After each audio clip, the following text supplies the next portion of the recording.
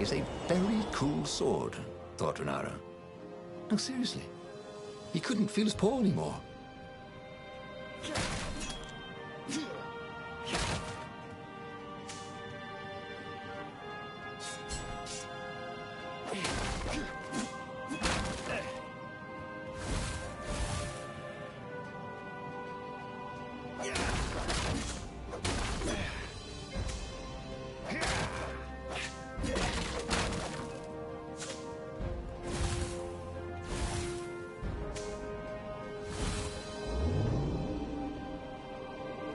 No skateboarding, the sign said.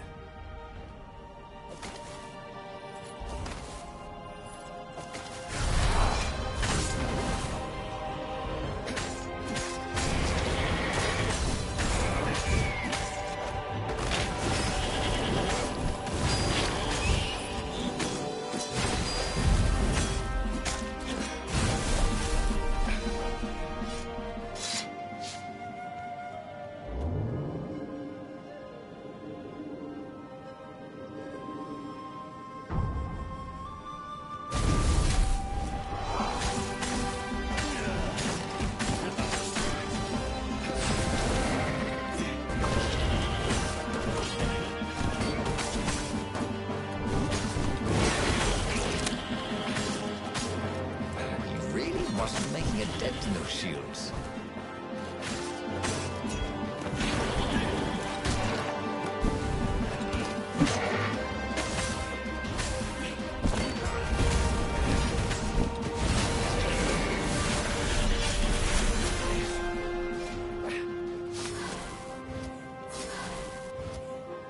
Renara's arm was sore, his armor wet with raven blood.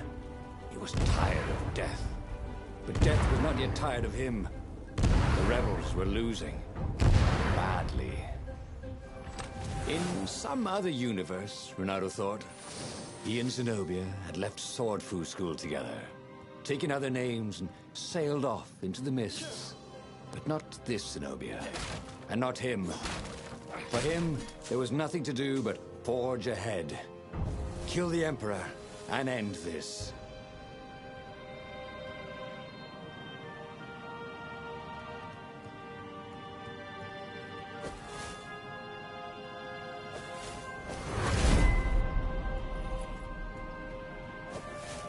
Once you try it, you're hooked.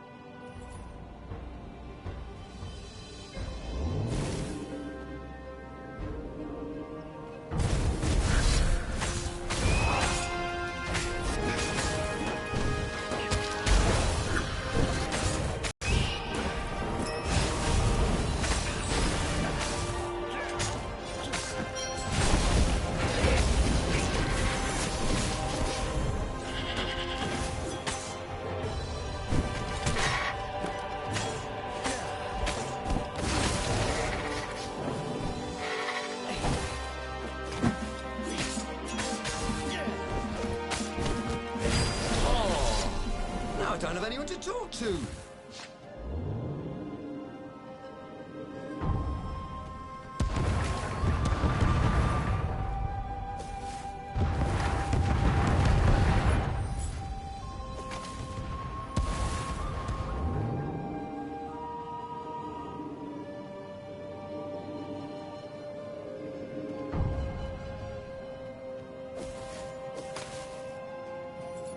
Soon he'd confront the Emperor.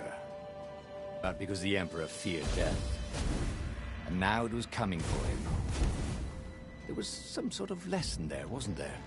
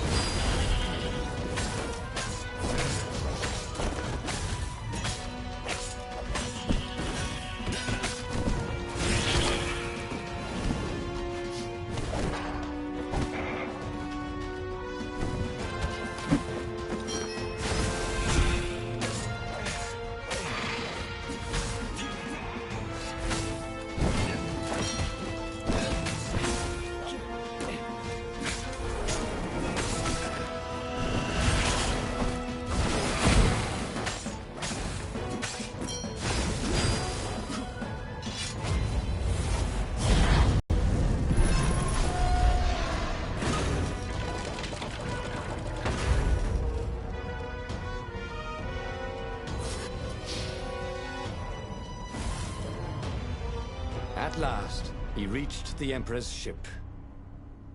Zenobia was there. "Why'd you have to come back?" she said. "Guess I'm just serving my destiny." He shrugged. "You don't even know what that word means," she said. "Do you ever wonder if things have been different all the time?" she said, and drew her sword.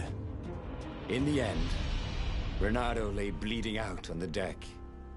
Zenobia sat by his side, upset.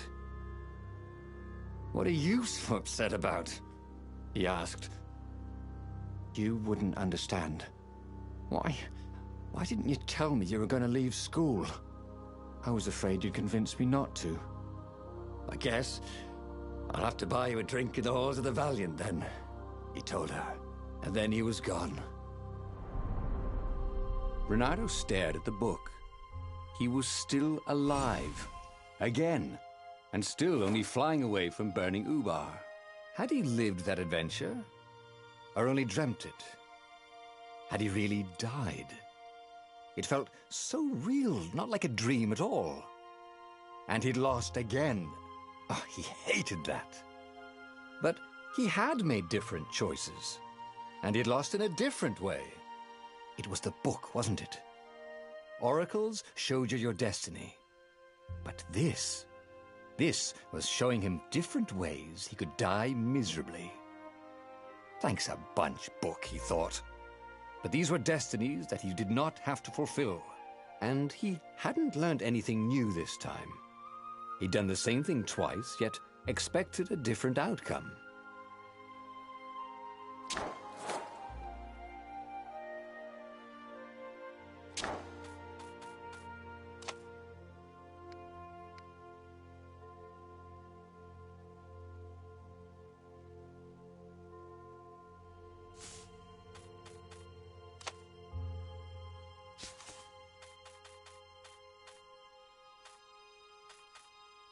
But that meant there must be a destiny where he survived and won, right? Otherwise, what was the point? And with that, the book's pages fluttered back once more to the beginning, and the clouds parted over the Isles of Boreas. It was time to choose. The rebellion was in trouble. Ravens were scouting for the secret rebel base. They needed a game changer. Pieces of the Sky Ripper had surfaced, or so a scholar in the mountains had told him. Surely the weapon that banished the lost gods could defeat the Emperor. Also, a temple had risen out of empty desert. The Emperor had brought the Sky Ripper pieces up out of ancient burial by his obscene rituals. Could this be where the Iblis stone was hidden? Someone better get it before he does, thought Renato. On the other hand, his old friend Lapino needed rescuing. Lapino was no game changer, but could Renato really leave an old friend to the Ravens? The island was windswept desert. No one went there except ostriches and ostrich hunters. The Iblis stone. It sounded ominous. It sounded powerful. If the Emperor was searching for it, it must be dangerous. And so, Renato went ostrich hunting.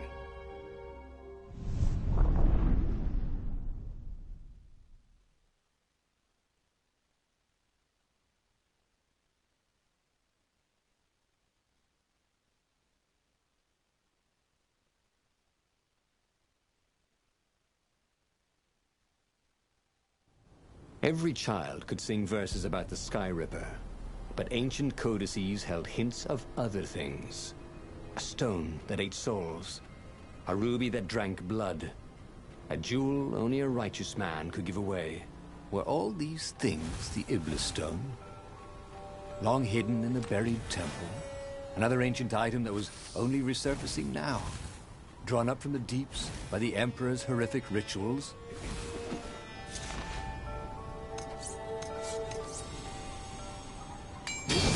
From the mystical East could make time itself slow for you.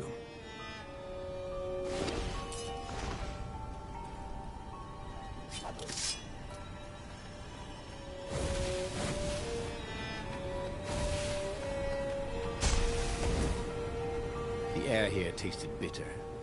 The steps were too tall for a person. The entire place felt restless, like it had been vexed to nightmare under the dust, waiting for its hour to come around at last.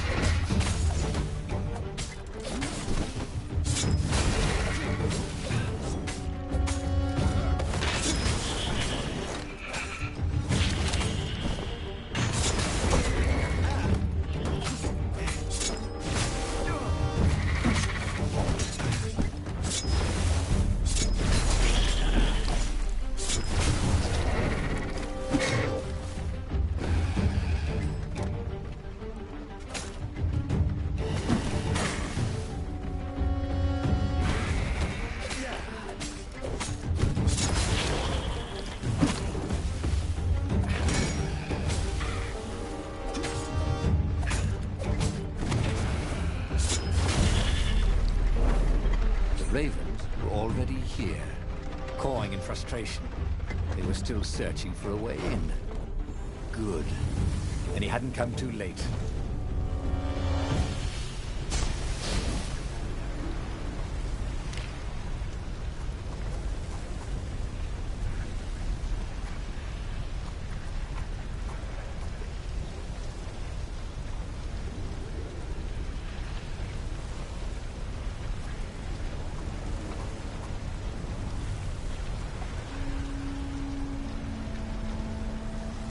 This was way better than being able to shrink down to the size of an ant. What was that all about, anyway?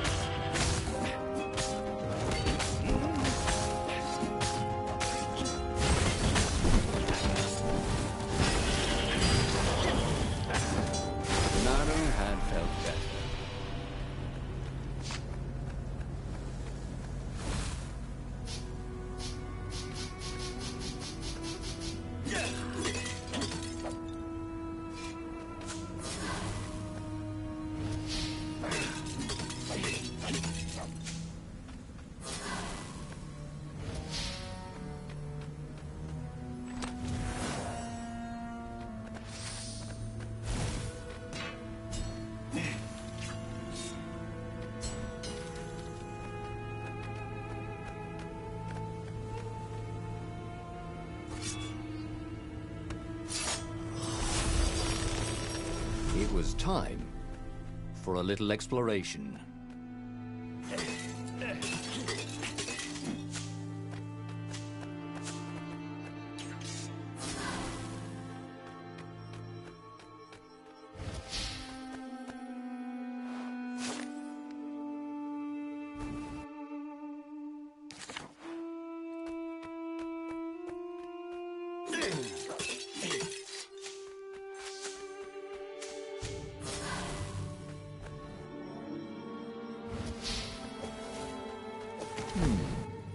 A road less traveled. This could be fun. If it wasn't fatal, that is.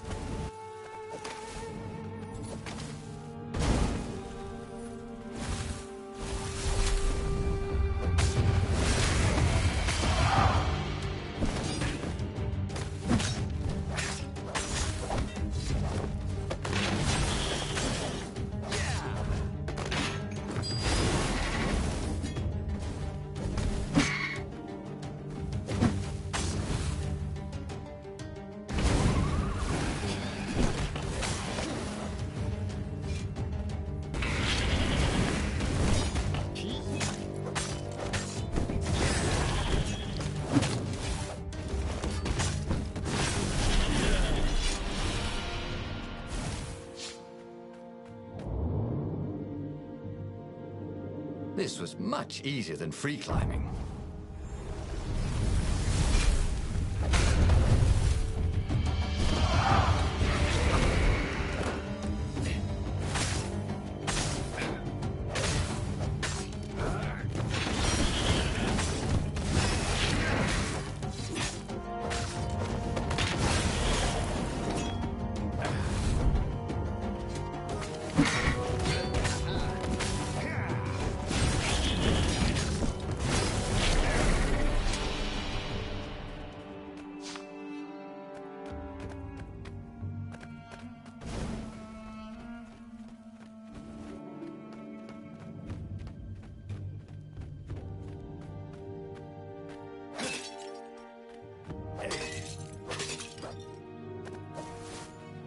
What was really fun was hooking yourself onto a moving ship.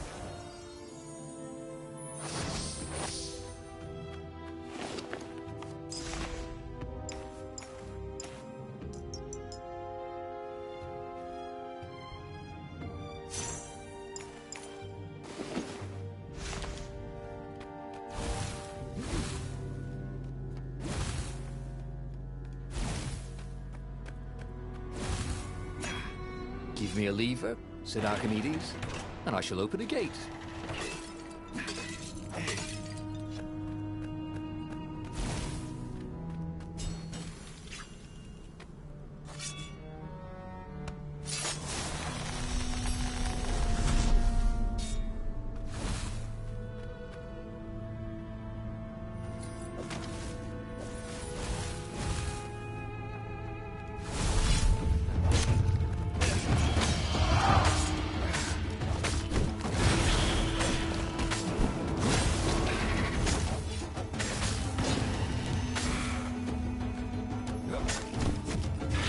No one beat Renato at hot potato.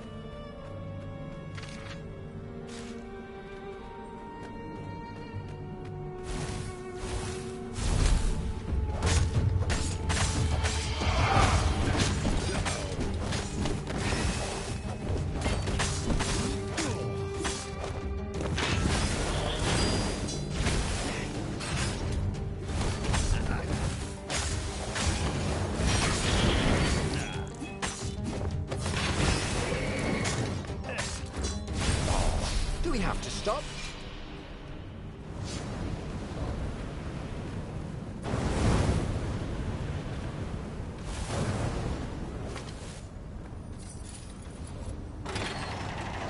The Ravens, at least, could not get past this point.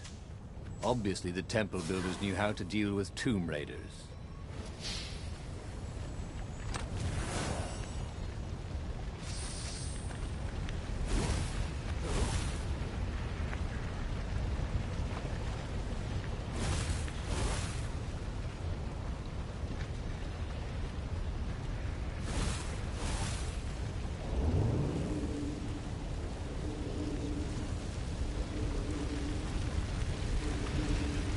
Renato hated cannon traps. Also, who reloaded these things anyway? He never figured that part out.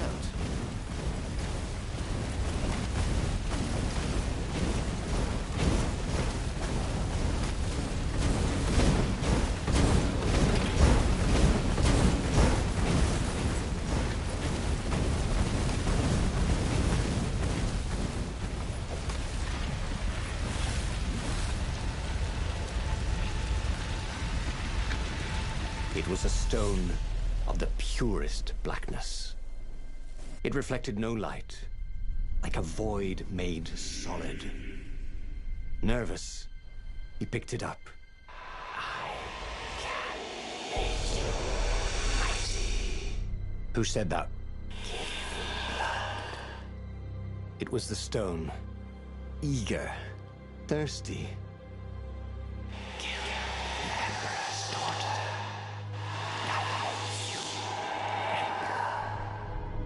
That seemed tempting and terribly wrong. Zenobia was the Emperor's greatest general and a potent witch. But they had been close once, and Renato wasn't sure he really wanted to be Emperor. Why not capture the core of Sky Ripper instead? It was the eye of a lost god torn out by the transcendent Emperor to power his greatest weapon. "Put the core," said the stone, and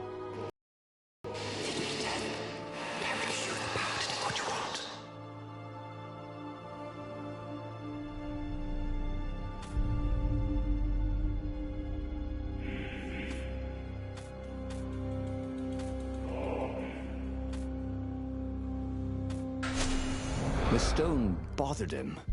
He hated being told what to do. Wasn't that why he joined the rebellion? Wasn't that why he'd refused to be a soldier? He'd agreed to come on board only if he could freelance. The stone felt a bit clingy. The sage Calaveras had told him where to find the Sky Ripper, a weapon capable of challenging the gods. Even without its armature, the core would still possess great power. He would go there.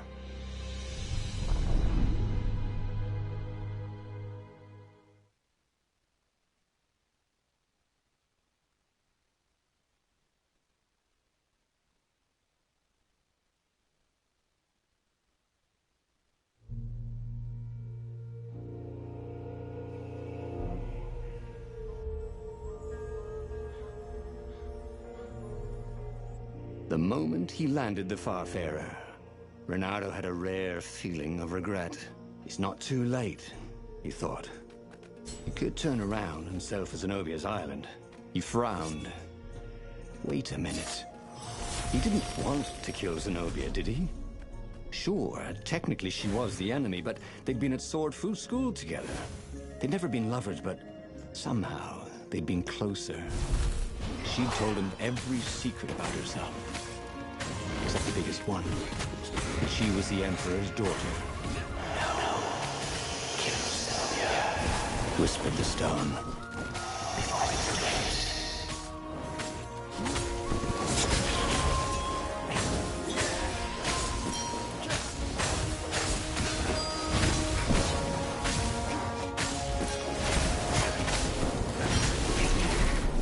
Renato felt new powers, ready to blossom within him, or something.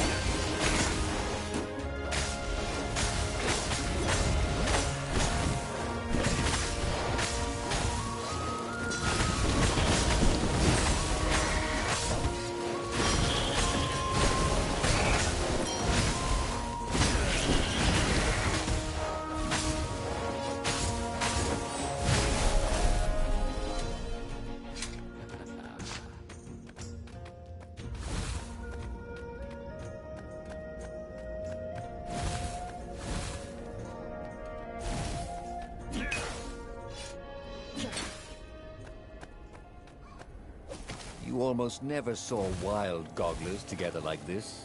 The toads had to train them not to peck each other to death. So these had to be Imperial gogglers. That meant ravens were up ahead. Touché, he said, and died.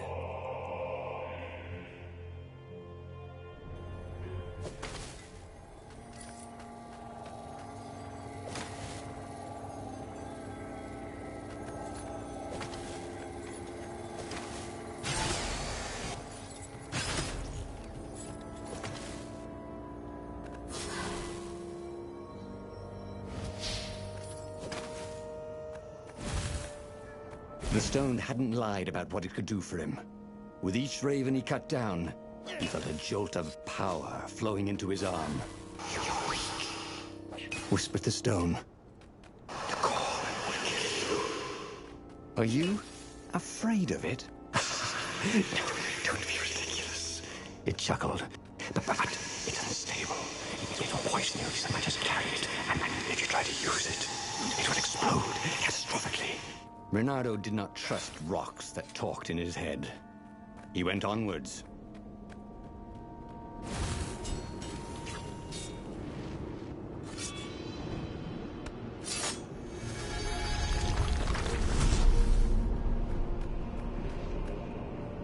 Of course there was a puzzle. You couldn't expect the transcendent Emperor to bury a god's eye in a leather sack where anyone could pick it up.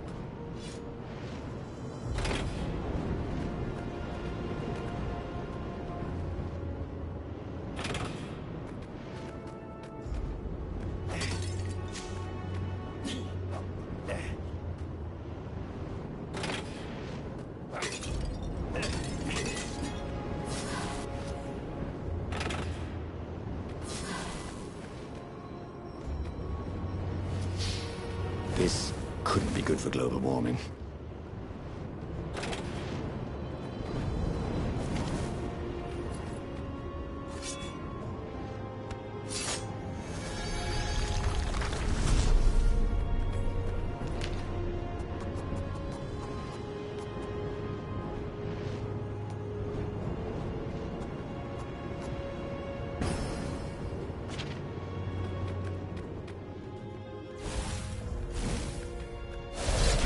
Kill the rebel! Caught one, Raven. Eat the rebel! Caught another.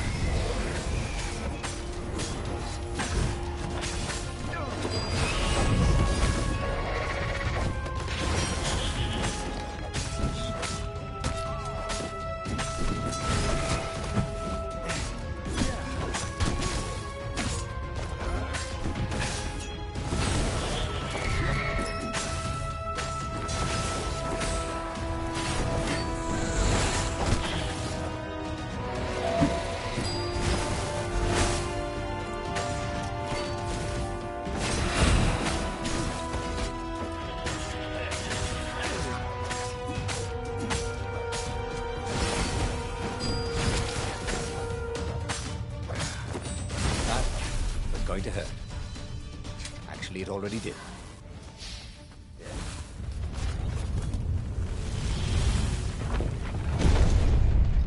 As he approached the core, the stone became hysterical.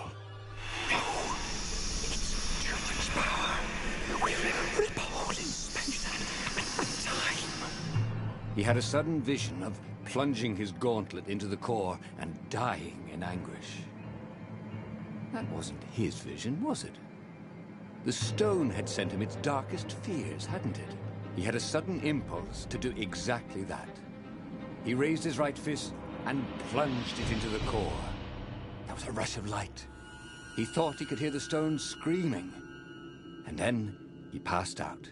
When Reynardo came to, the core was gone. But the Iblis stone was no longer black, but glowing with a blue light. And it was silent. "I can't hear you," he sang out, and "You?" It didn't answer. "Ha!" he said. He had defeated the demonic gem with the power of his mind. He felt invincible. It was time to attack the Imperial outpost on the Nexus. Take the battle to the enemy. But among the huge crystals, there was also an observatory. A wise man would probably ask the scientists exactly what he had first. How wise was he? As the Farfarer made its way toward the Nexus, Renato could see tiny sparks in the blackness that was the Iblis Stone, as if somewhere within it, the core was still spitting out energy, which the Iblis Stone sucked in hungrily. You'd think the stone would want this kind of power, wouldn't it? Thought Renato. Well, the scientists would explain it all.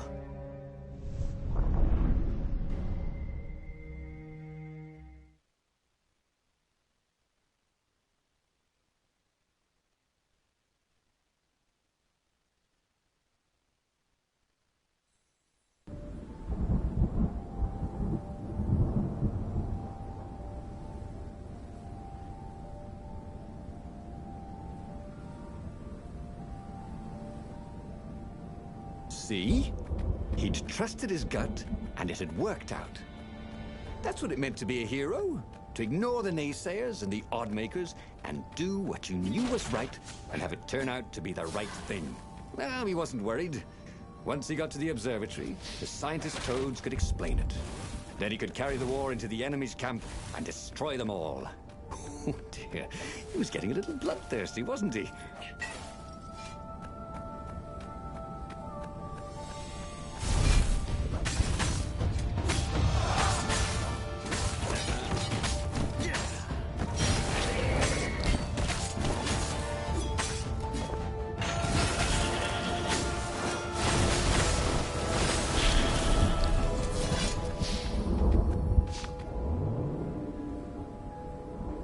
Good thing Renato didn't have vertigo.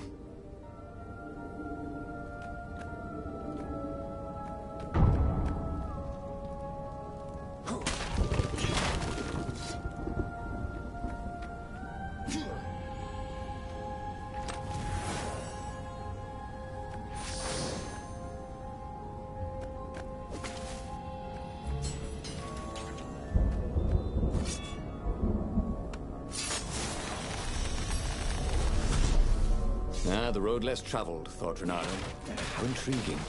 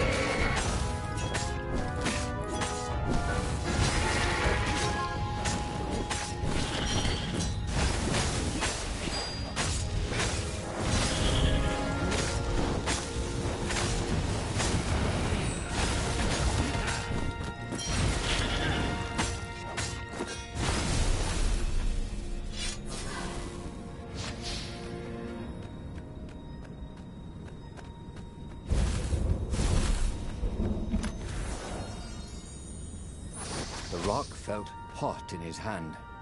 He could feel its secret power.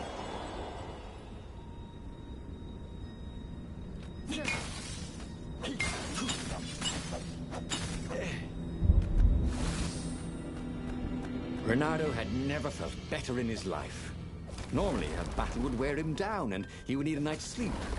Now he felt like he could go all night and all day. He felt like people were cheering him on, and he could practically hear their applause as he slew one raven after another.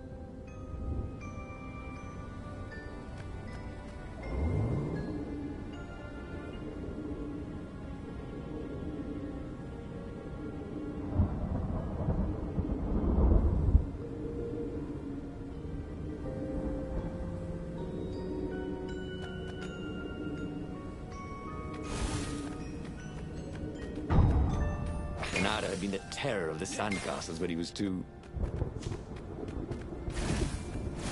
The Iblis Stone and the Sky Ripper core. Two artifacts from the time of legends.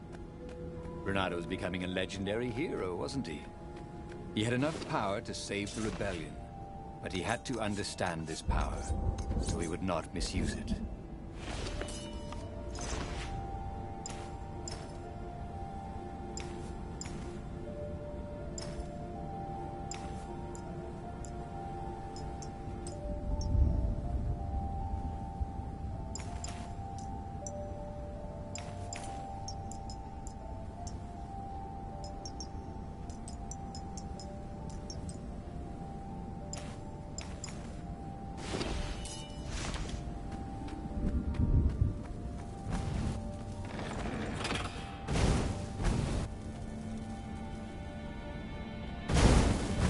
Energy spheres.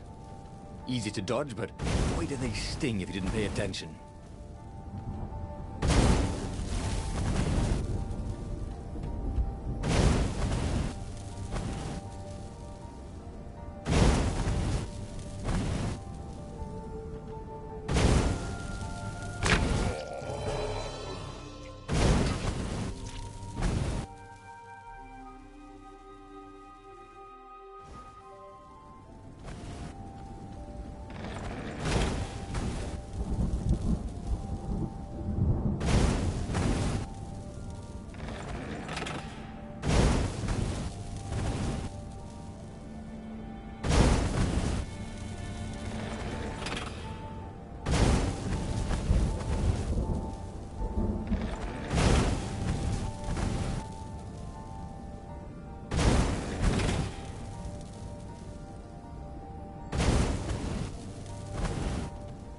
He felt like Tarzan.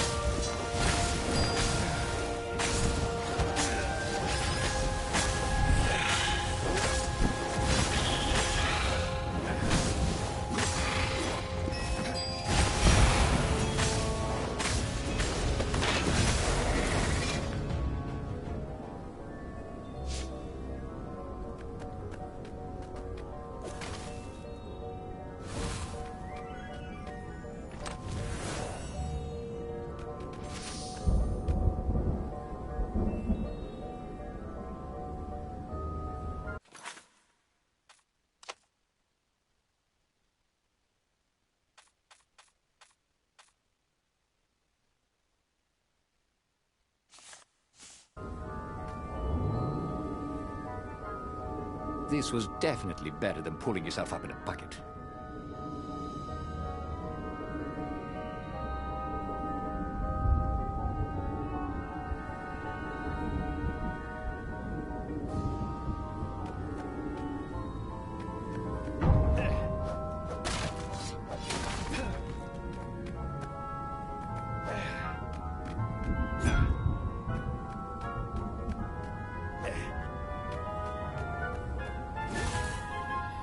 The toads at the observatory measured the stone with their occult devices. I fed it the core of Sky Ripper, explained Renato.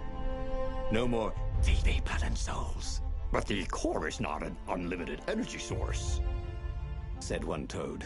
Another said, there's a feedback loop, you see, which could overload the stone. Yeah, the stone doesn't actually feed on souls, claimed a third. But on pain of killing another sentient being. If you can truly be at peace with yourself, it would not overload. This was all very confusing. At peace? Yes, the mountains were peaceful and quiet, but he now had the power to turn the tides. He should report to the Rebellion Council and prepare for the decisive battle.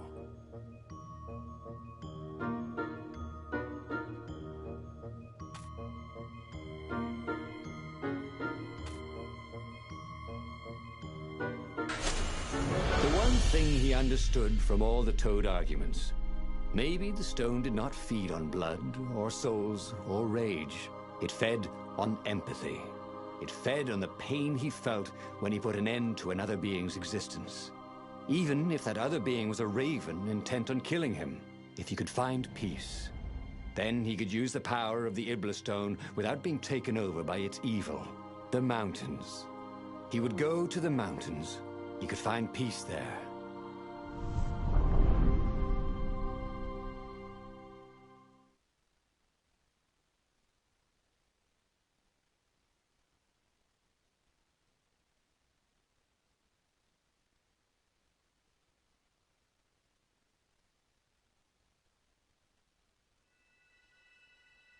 Unfortunately, the mountains were not empty. There were ravens everywhere, no matter. He had to fight, yes, but he didn't have to be angry. Parry, dodge, slash, and breathe. Yes, focus on the rhythm, the dance of it, not on the blood or the raven's core as they died. Ah, it was working. He wasn't feeling those dark jolts of elder tension. He wasn't feeling the Iblis stone.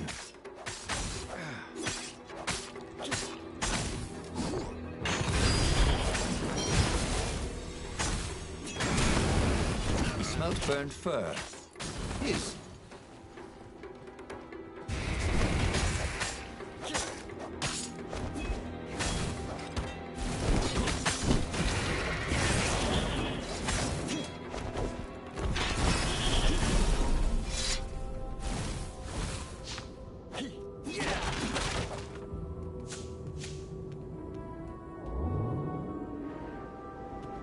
What did you do if one of these platforms stalled?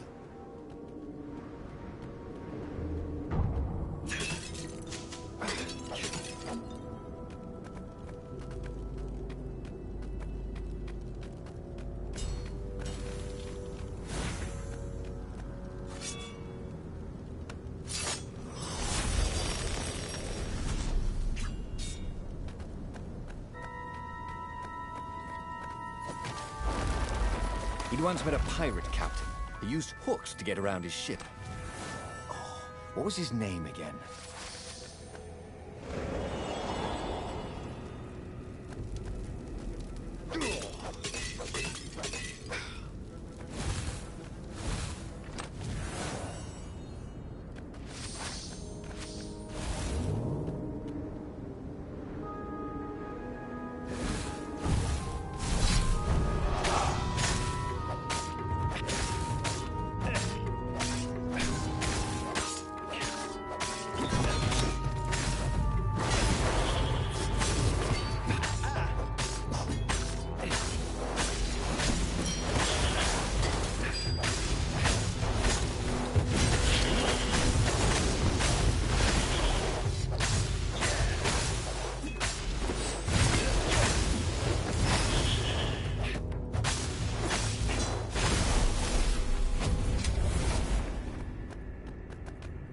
The stone was still silent. His mind was his own, and his heart too. He bore them no ill will, these ravens. They were doing their job. They were expressing their nature. Dance, whirl, parry, jab, and breathe. It was all so simple, wasn't it? But something was missing. He didn't feel truly at peace. Wait. Wasn't this near where Calaveras lived? The sage would help him figure it all out.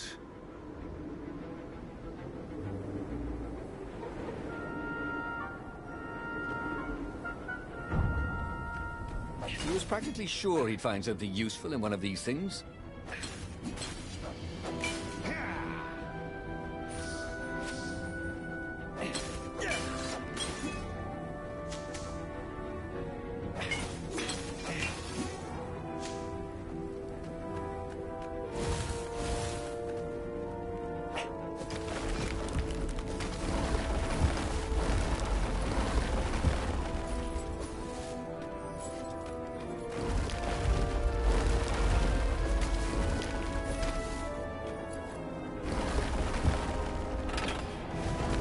was the point of this gate? Did they think no one would notice the lever?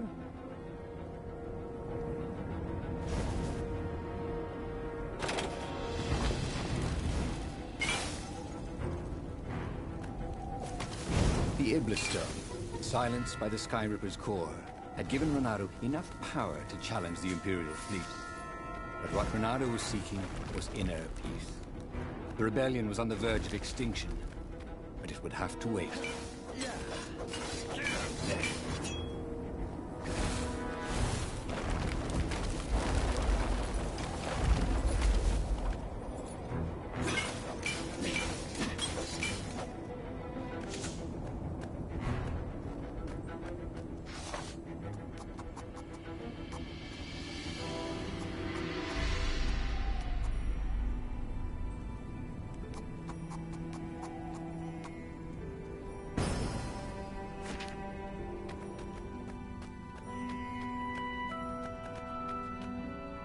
At the end of the mountain path, he found the wise Calaveras in his workshop. "Do you fix souls or only artifacts?" he asked the sage. Does your soul need fixing? Asked the sage. "I've been killing a lot of ravens lately," he told the sage. You're a fox, said Calaveras. and to kill birds is part of your nature. Take joy in it. I mean, I might as well worry about eating flies. Would you like a fly? It was true. That's what he had forgotten. The joy. Now he was ready for the final battle. The Farfarer cut through the clouds. The air had never felt so sweet since he was a child. There it was. The dreaded Imperial fleet. He could smell wet hemp ropes ahead, wood and tar, and ravens. Even the fleet smelt good, somehow. He was ready. He was ready.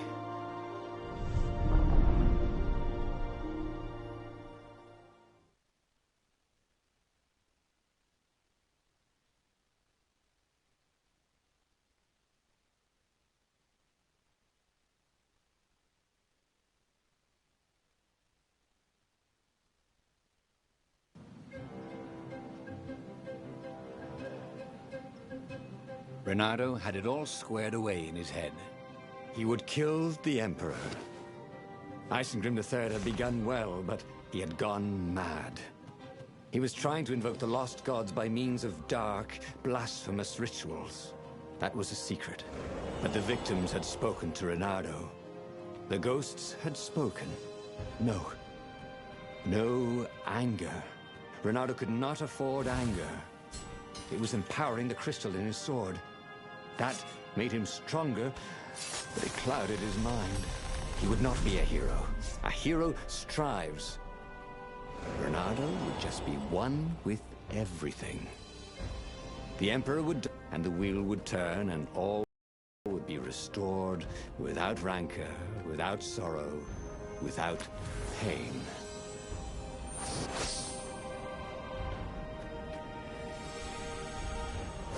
He wished there were more pylons he could use the hook on. They really needed to construct additional pylons.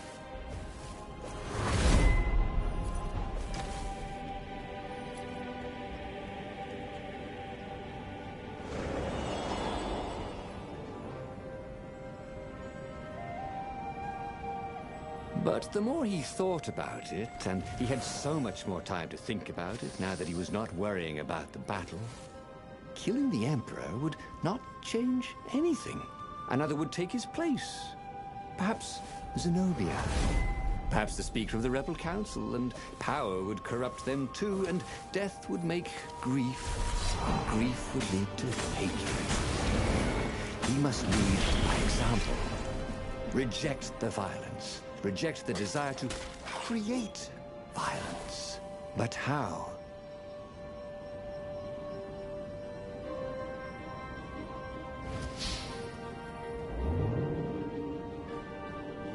Imagine if you built a house of one of these things.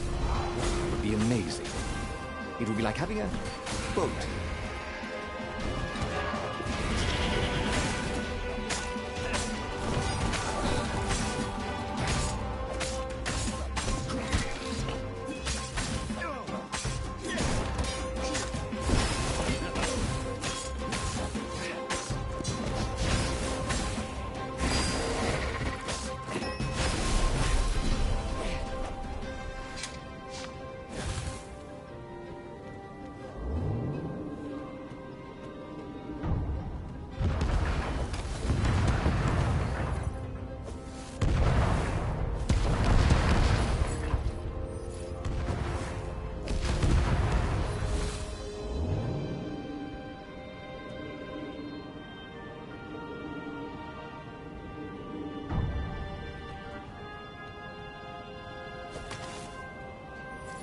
Soon he'd confront the Emperor. Again. This time, he'd make an end of him. He'd screwed up last time, but he had a good feeling about this time.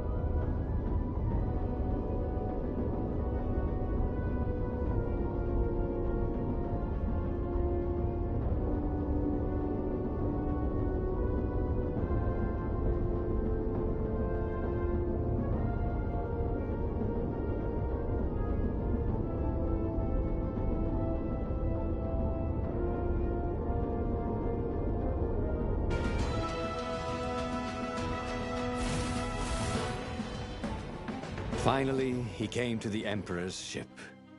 The path behind him was strewn with dead ravens. The path to enlightenment. His mistake, he realized, was trying to change the world. The world would spin and the wheel would revolve whether he strove against it or not. What he had to do was nothing. He had attained enlightenment. He sat down, adopted a full lotus position, and began to meditate. And all around him, the warriors stopped fighting too. They knew. They could feel his enlightenment. They gave up fighting, dropped their weapons, and became his disciples. No, just kidding. The nearest raven stabbed him with a sword and then chopped off his head. I might not have thought this through properly. Thought Renado's head as it rolled around the deck and died. And just like that, he was alive again, and back on the Farfarer, still fleeing burning Ubar. The book was still open before him. So, the book was a portal. It took you to the future, when your destinies would branch. He had failed and died 3 times, but he'd learned another true thing. The Iblis Stone was evil. It would try to corrupt anyone who used it.